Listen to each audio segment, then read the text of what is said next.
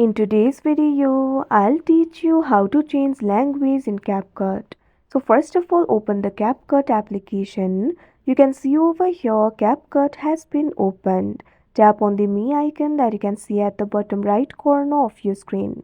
Now once you do that, you'll be led to this kind of interface.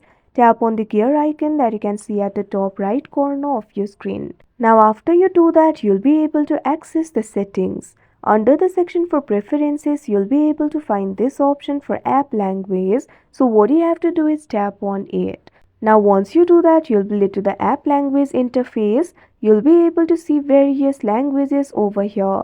Tap on the language that you would like to select. Now tap on the done option that you can see at the top right corner of your screen. Now after you do that, you can see over here the app language will be changed. So that is how you change CapCut language. I hope you found this video helpful. Thank you for watching.